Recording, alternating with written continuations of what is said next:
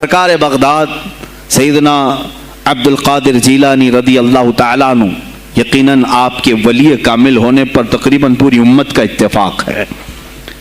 इत्तेफाक का मतलब सिर्फ बरेलवियों का नहीं, देवबंदी भी मानते हैं, अहले हदीस भी मानते हैं, शिया भी मानते हैं।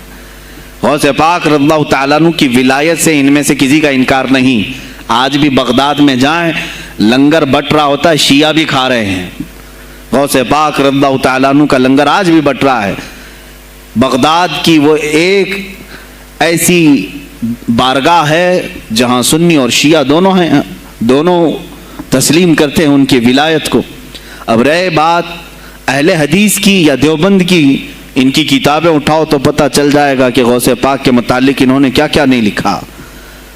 पीरे पीरा मीरे मीरा शहीनशाह बगदाद, बल्कि शेख इब्ने तैमिया जो हर वली की तनकीद करता था, हर सूफी पर तानो तशनीह करता रहा, उसने अपनी किताब में लिख दिया कि मेरे पास इतनी तवातुर तक, तवातुर कहते हैं इतने लोगों का बयान करना कि जिनका झूठ पर जमा होना मुहाल हो। शेख इब्ने तैमिया कहता है मेरे पास इतनी तवातुर से किसी और की करामतों का जिक्र नहीं पहुंचा जितना शेख अब्दुल कादिर जीलानी का पहुंचा है। अल-फज़्लु लिमा शहीद बिहिल आदा, फजीलत तो उसकी है जिसकी दुश्मन भी गवाही दे रहे हो। अजीज़ान गिराम वक़ार, सरकार बगदाद रज़ी अल्लाह ताला अन्हु की विलायत पर तकरीबन उम्मत का इत्तेफाक, बाद में आने वाले सारे मुसलमान उन्हें वली मानते हैं। और ये और बात है कि विलायत तक सबका इत्तेफाक है। अब गौस के मकाम के मुतालिक अल्हम्दुलिल्लाह हम मुनफरिद हैं उसमें, इसलिए कि हम उन्हें गौसे आज़म भी कहते हैं, इस्तिगासा भी करते हैं। ये एक अलग टॉपिक है जहाँ शिरक बिदात और कुफ्र के फतवे लगते हैं कि बरेलवी अल्लाह को छोड़कर औलिया से मांगते हैं, और ये बीवियों से मांग लें तो कोई हर्ज नहीं, हाँ अपने बच्चों से मांग लें तो कोई हर्ज नहीं, बल्कि चपरासी और नेताओं से मांग लें तो कोई हर्ज नहीं। किसी साहब ने आकर के मुझसे कहा था आप गौसे आज़म क्यों कहते हैं? आज़म अल्लाह होता है सबसे आज़म। गौस कहें ठीक है। सल्फी साहब थे, हमने कहा कि आपको सरकार अब्दुल कादिर जीलानी को गौसे आज़म कहने पर एतराज़ है, लेकिन एक चूड़ा चमार मुल्क का प्राइम मिनिस्टर बन जाए तो उसे वजीर आज़म कह देते हैं, कोई दिक्कत नहीं आपको, वहां आज़म कहते हैं आप। आज़म कहने में आपको वहां झिझक भी नहीं आती, और गौसे पाक को आज़म कहने में आपको शर्म आने लगती है। ये अपने अपने नसीबे की बात है। आपका आज़म कोई और है, हमारा आज़म कोई और है। अजीज़ान गिरामी, सरकार बगदाद शहीनशाह विलायत सुल्तानुल औलिया सैयदना अब्दुल कादिर जीलानी रज़ियल्लाहु ताला अन्हु, माँ के पेट से ही उनको विलायत अता की गई। ये वो औलिया में से हैं जिनका पैदाइश ही अल्लाह ताला ने मुंतखब फरमाया है। बल्कि जिस वक्त आपकी विलादत हुई, ये शाबान का आखिरी दिन, और आपकी वालिदा माजिदा के बतन से आप इस उम्र में पैदा हुए जब औरतों में औलाद की उम्मीद ख़त्म हो चुकी होती।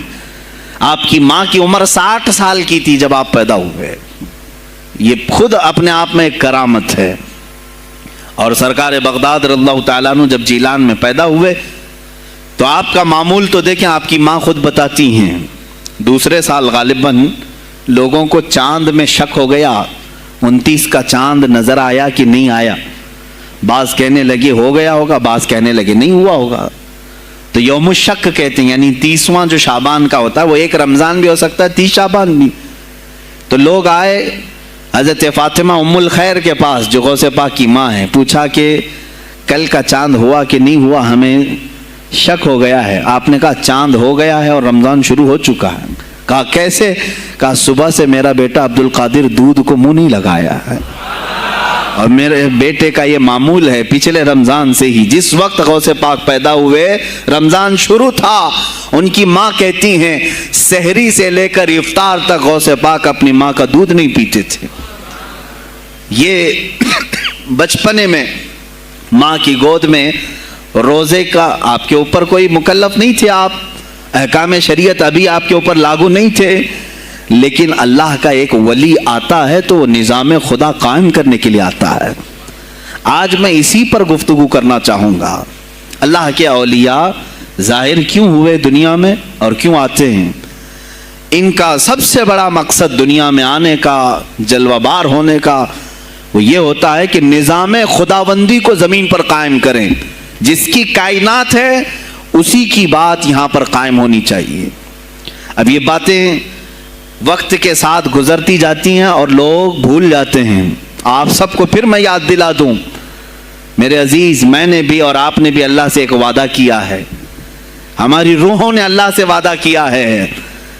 جب اللہ تعالیٰ نے ہمیں پیدا بھی نہیں کیا تھا اس وقت ہماری روحوں کو بلا کر اس نے ایک وعدہ لیا، الست بربکم، کیا میں تمہارا رب نہیں ہوں؟ میں تمہارا مالک اور خالق نہیں ہوں؟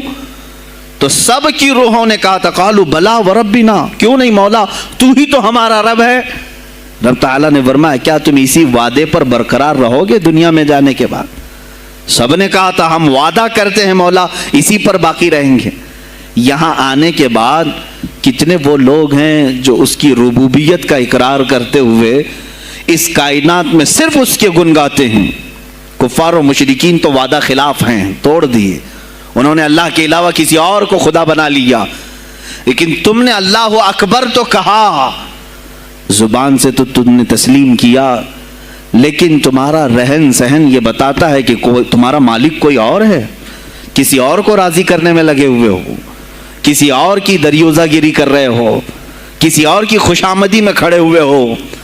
درباروں کے آستانوں کے دروازوں پر تمہارا کھڑا ہونا گھنٹوں پر کسی کو راضی کرنے کے لیے، یہ تمہارا عمل بتاتا ہے کہ تم نے رب اعلیٰ کو اکبر نہیں سمجھا. وعدہ تو تمہاری روحوں نے کیا تھا کہ تیرے سوا کسی کو ہم حاکم نہیں تسلیم کریں گے. حاکم اعلیٰ صرف اللہ ہے. اولیاء کاملین یہی بات یاد دلانے کے لیے آتے ہیں، پھر تمہیں یہ یاد دلانے کے لیے آتے ہیں. اور جس شان سے وہ دنیا میں آتے ہیں بچپن سے ہی ان کے حالات ایسے ہوتے ہیں کہ شریعت طاہرہ کی پابندی ان کے ہر قول و عمل میں نظر آتی ہے، ہر قول و عمل میں. اس لیے کہ ہم جس کی زمین پر ہیں اور جس کی آسمان کے نیچے ہیں، بات ہوگی تو صرف اسی کی ہوگی، بات ہوگی تو صرف اسی کی ہوگی. مجھے ایک بات یاد آتی ہے، سرکار مفتی اعظم ہند رحمۃ اللہ تعالی علیہ، آپ کے سامنے کوئی صاحب تقریر کر رہے تھے، یہ زمین سب کی ہے، ان کی بھی ہے، ان کی بھی ہے، ان کی بھی ہے. آپ نے کہا چپ رہو، زمین اللہ کی ہے اور صرف اللہ کا نام ہو. یہ سب کی ہمت نہیں بولنے کی. زمین اللہ کی ہے اور اللہ ہی کا، یہاں پر اللہ ہی کی بولی بولی جائے، اسی کے لیے زیب دیتا ہے. جس کے گھر میں رہ رہے ہو اسی کی بات کرو. عزیزان گرامی وقار، سرکار بغداد، ان کی کرامات اپنی جگہ پر، لیکن ان کی زندگی کے کچھ اہم گوشے میں لے کر آج حاضر ہوں. آج ہمارے حالات کے اعتبار سے بھی ضرورت ہے اس کی. جب آپ پروان چڑھتے رہے اپنی ماں کی گود میں، بہت جلدی آپ کے والد گرامی کا انتقال ہو گیا. آپ سے خود پوچھا گیا تھا غوث پاک سے، آپ کی جوانی میں یا جب آپ کا شہرہ بغداد میں بہت ہو گیا تب پوچھا گیا تھا آپ کو اپنے ولی ہونے کا احساس کب ہوا؟ غوث پاک سے ہی پوچھا گیا تھا آپ کو کب پتا چلا اللہ نے آپ کو ولایت کا یہ مقام عطا کیا؟ آپ فرماتے ہیں جب میں 10 سال کا تھا، مدرسے جاتا تھا تو غیب سے ایک آواز آتی تھی، افصحوا فی المجالس لولی اللہ. غیب سے آواز آتی تھی، اے لوگوں مجلس میں جگہ چھوڑ دو، اللہ کا ولی آ رہا ہے. یہ آواز صرف میں نہیں، میرے استاد بھی سنتے، وہاں بیٹھے شاگرد بھی سنتے، اور سب کھڑے ہوتے تھے، جگہ دیتے تھے. غوث پاک فرماتے ہیں جب ہر بار مجھے یہ آواز آنے لگی تب مجھے احساس ہوا کہ اللہ تعالیٰ نے مجھے ولایت کا تاج پہنایا ہے. پھر آپ کو لہو و لعب میں، کھیل کود میں نہیں رکھا گیا. فرماتے ہیں ایک بار میں صرف ایک گائے کی پونچھ پکڑنے کی کوشش کر رہا تھا، گائے پلٹ گئی، فصیح عربی میں کہنے لگی الہذا خلقت ام بہذا امرت یا عبد القادر، اے عبد القادر کیا تجھے اسی کام کے لیے پیدا کیا گیا یا تجھے اللہ نے اس کام کا حکم دیا کہ میری پونچھ پکڑے؟ غوث پاک فرماتے ہیں میں چونک گیا کہ یہ ایک جانور مجھ سے عربی میں بات کر رہا ہے. اور اس کے بعد وہ گائے خود کہنے لگی اے عبد القادر تجھے اللہ نے اپنی مخلوق کے لیے بنایا ہے، اپنے بندوں کو راہ راست پر لانے کے لیے. غوث پاک فرماتے ہیں اس کے بعد زندگی میں کبھی کھیل کود کی خواہش بھی نہیں آئی. کھیل کود کی خواہش بھی نہیں آئی, کبھی تصور بھی نہیں کیا. اور جب آپ جیلان سے نکل کر بغداد آئے, بغداد کے جو حالات تھے وہ آپ نے بہت قریب سے مشاہدہ کیا. میرے عزیزو, آج کے جو حالات ہیں نا, آج کے جو حالات میں نے پڑھا, اس سے بھی زیادہ ڈینجر حالات اس زمانے کے تھے. آج لوگ حالات کی شکایت کرتے ہیں, بہت سارے علماء مولانا ہم سے یہ کہتے ہیں حالات اب صحیح نہیں ہیں, ویسے نہیں ہے پہلے. میں تمہیں غوث پاک کے حالات بتاتا ہوں. اس وقت سیاسی حالات کیا تھے, اس وقت سیاسی حالات اتنے خطرناک ہو چکے تھے. بغداد میں شیعوں نے اپنا گڑھ جمایا تھا, یہاں تک کہ ہر عالم پر, ہر واعظ پر, ہر امام مسجد پر پابندی تھی. سیدنا ابو بکر صدیق اور حضرت عمر کا کوئی نام نہیں لے سکتا تھا, کوڑے مارے جاتے تھے. شیخین کا اگر کسی نے نام لے لیا